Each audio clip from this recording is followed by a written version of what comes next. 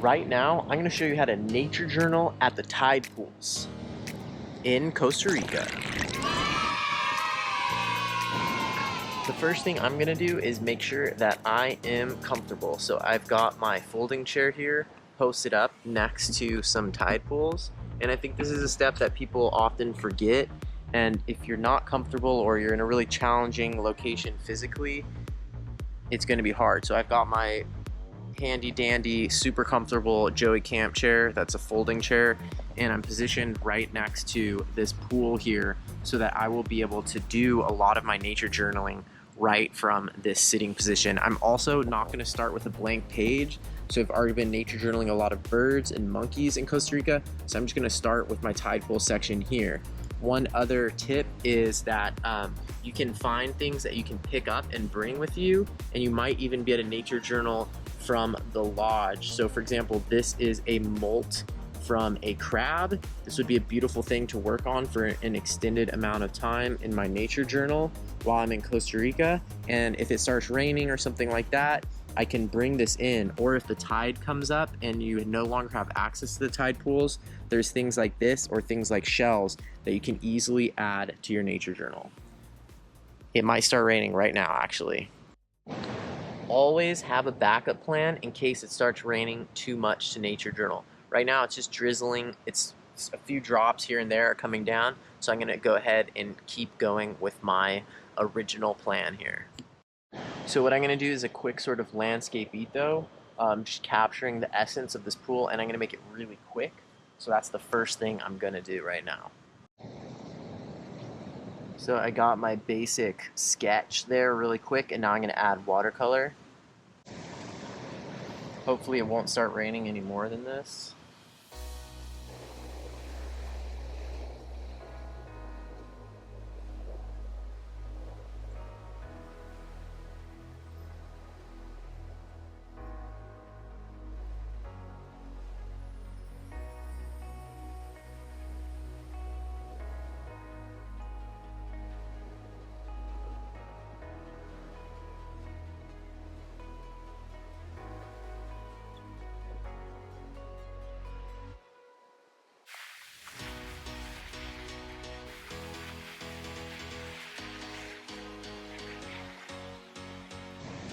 Okay, so even though it's raining, lightly sprinkling, I managed to do this landscape-ito. So now I'm going to dive into some other stuff. I might have to switch which tools I'm using because my normal Furiyaku brush pen doesn't work that great when there's droplets of water on the page. As you can see, there's droplets of water on the page.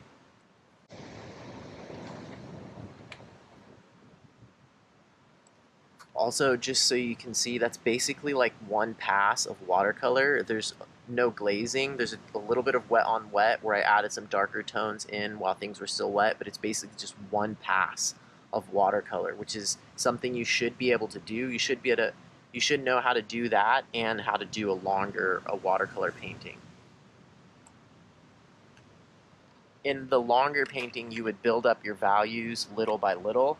But if you were doing a one-off watercolor painting, you have to be able to get a value range in one pass. Since it started drizzling a little bit, I'm not going to use my normal pen that I would use right now. This is waterproof ink, but what happens is, especially when the drops are falling on the page, it doesn't work very well, and there's little droplets on my page. So what I really like in wet conditions is this ebony, Prismacolor ebony pencil. It's basically like a graphite pencil. It can smudge a lot, which I might be worried about because I have this other page on this side. But I think I'm just gonna go ahead and do it. I'm really grateful that I have this with me. The only problem is I don't have a sharpener. So right now I'm gonna show you how to sharpen your pencil, graphite pencil, with your teeth. So once you do that and brush your teeth, then it stops raining, so you don't actually need this anymore, but it's a good skill to know how to do, especially if you're stuck on a desert island and need to nature journal and you don't have a pencil sharpener. So now, since it stopped raining, I got to practice that skill, but I'm going to go ahead and take my ink pen back out. And the first thing I'm going to do is basically like a collection. I'm just going to start looking at some of the things that I notice around me and start adding them into my nature journal. And since I want to be sitting down, I'm just going to use my binoculars and start looking into this tide pool and nature journaling what I see in the tide pool. So I'm nature journaling this creature right here, and this is something, depending on where you are and the regulations there may be laws about whether you can... Oh, the scarlet macaws just flew by. Oh, shit. Depending on where you are, there might be laws making it so that you can't touch these things. If not, I think it's important to develop the muscle of making those decisions yourself. And I usually do it based on how resilient I think the organism is, how abundant they are in the area, and some other factors like that, and your own just sort of personal gut feeling. So in this case, I felt like it would be okay to lift this one off to nature journal the undersides. And here you can see sort of how I followed my curiosity there with this first organism. It's really important to look at invertebrates when you're in the tidal zone. That's the main type of animal you're going to be seeing. There's a lot of different invertebrates, and you've probably seen me talk about invertebrates in some of my other videos in my other tide pool video. So I'm going to go ahead and put this one back down. I'm actually going to put it someplace nearby but more wet, and then I'm going to go on to the next thing.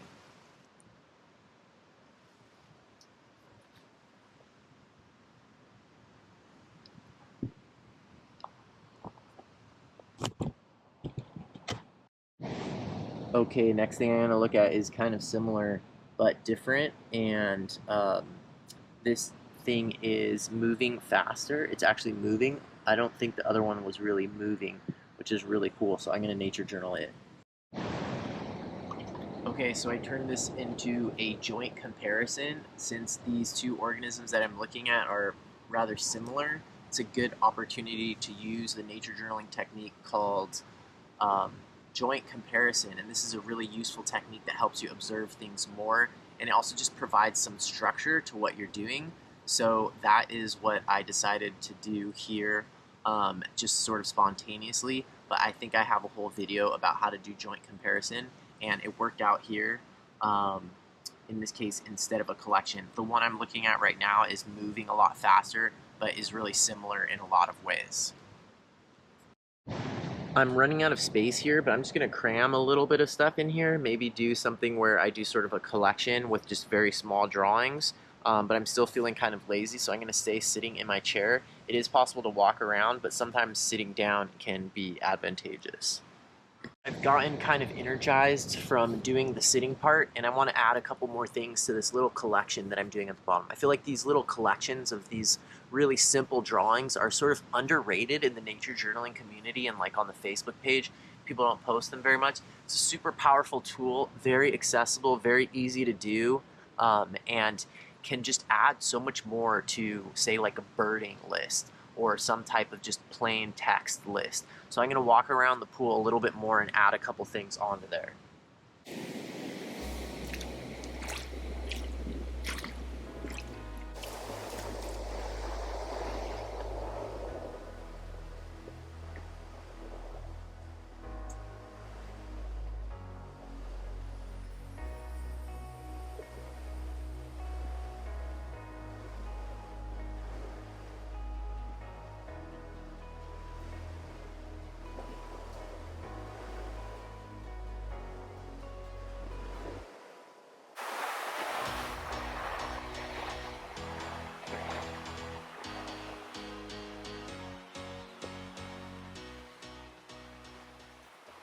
Okay, so I finished my page and even started another one, got really into it with some of the fish in the tide pool.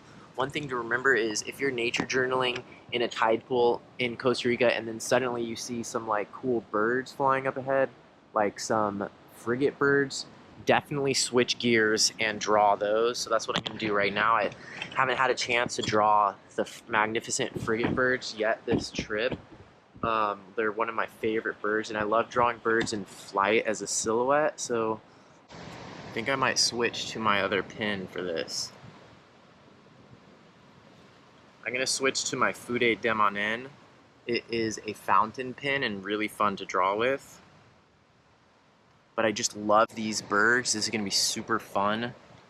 Really loose gesture sketching. The birds in flight are often moving, changing angles, so soaring birds are a little bit easier because they're not flapping their wings, but still a challenging subject. Oh shoot, it looks like they flew up into the thermal and are at a certain altitude and they're gonna start moving, so I need to go quickly. This is my Fude Demonin. I think it'll be really fun for this. Definitely way better, faster for making the marks that I need to make. Okay, there's still 3 over here that haven't taken off on the... Oh, they're all reaching the altitude that they wanted to cruise out of here on and are starting to fly away from my tide pool spot. So I have to hurry.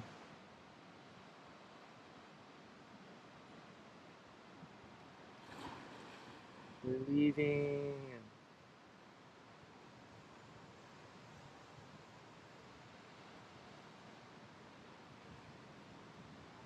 This pen is perfect. This pen is perfect for this type of sketching, for sure. And they're pretty much gone.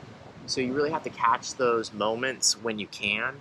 Oh, I see some cool swifts though, so I'm just gonna switch gears. It's sort of that sunset hour, and here in Costa Rica, on the coast, if you're nature journaling tide pools, you will also get to see a lot of these birds, especially in the evening. Swifts and swallows are pretty common. Those took off also, but they were, for a second, they were in that same group. And then now I'm also noticing there's some capuchin monkeys in the coconut tree right behind me. So if you're nature journaling tide pools in Costa Rica, there's a lot of things you can do. It's going to start getting dark here. It's pretty early. Ooh, I just saw some brown boobies.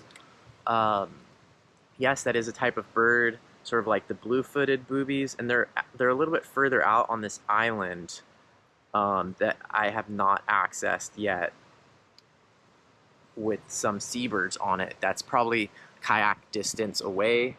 You can see it right there. But as I was saying, I got a little bit distracted by nature there. There's a lot to nature journal in the tide pools in Costa Rica. It can be really easy, really simple, really comfortable, especially on an overcast day like today, or if you have good sun protection and you go in the early morning or the late afternoon, early evening. Also remember, there's things that you could take back to your hotel lodge potentially, and if it's raining, you could just make a quick run, grab something like this from the tide pools, take it back and nature journal it. Ideally return it to where you found it, and don't bring it into your room because it could attract other critters or smell bad. But I'll definitely try to nature journal this a little bit later and do a more detailed drawing of that. So that's how to nature journal in the tide pools. You've seen my other videos about nature journaling in the tide pools. I'm sure this is the Costa Rica version, a little bit less clothing required, very warm water, very comfortable, very nice. I'm hoping to lead a tour, a nature journaling tour to Costa Rica in the near future. So message me down below or leave a comment if you are interested in something like that. All right. If you can't wait all the way until next week for the next episode of the Nature Journal Show, check out these episodes here. Bye.